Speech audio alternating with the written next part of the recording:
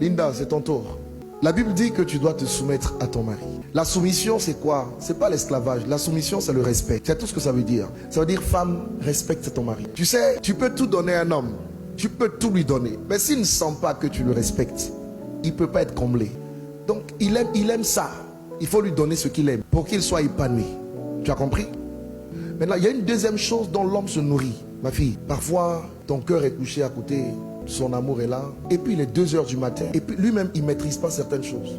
Il se retrouve dans ses conditions normales, c'est pas anormal, normales de température et de pression.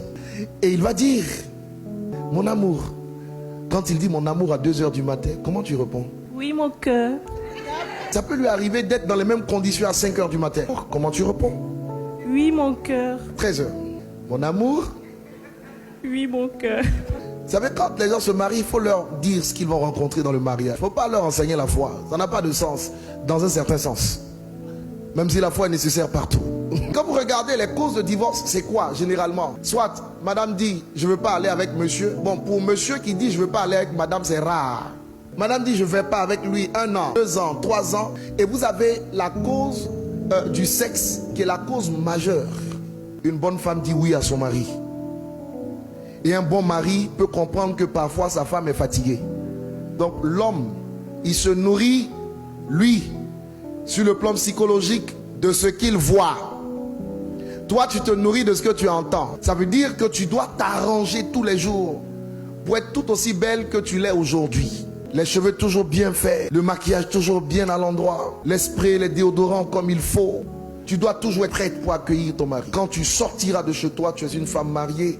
Il y a des parties de ton corps qu'on ne doit pas voir, qui sont réservées uniquement à ton mari. Mais s'il te plaît, Linda, quand tu es à la maison, ne t'habille pas à la maison comme tu t'habilles dehors.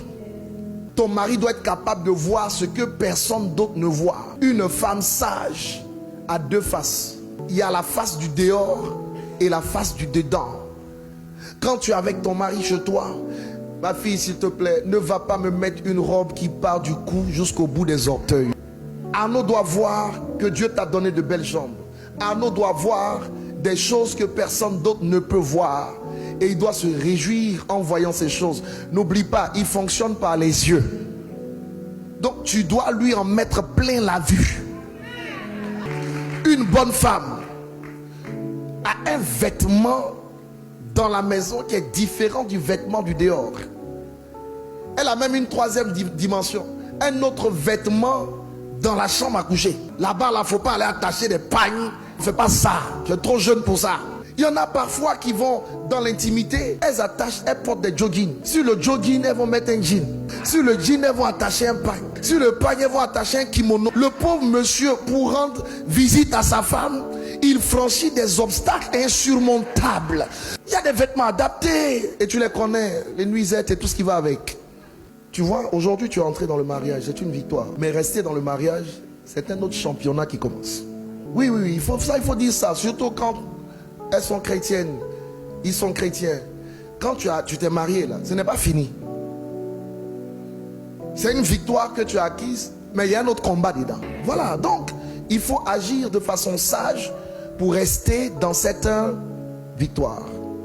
Je vous dis une dernière chose et puis je vais vous bénir. Écoutez-moi bien. Arnaud, pour que tu puisses gagner ta femme, il faut gagner son cœur. Aimer, c'est gagner son cœur. Et quand tu gagnes le cœur de ta femme, et si tu réussis à gagner son cœur, tu gagneras son corps. Ne cherche pas à gagner le corps si tu n'as pas gagné le cœur. Linda, tu veux gagner le cœur de ton mari? Ne cherche même pas à gagner le cœur.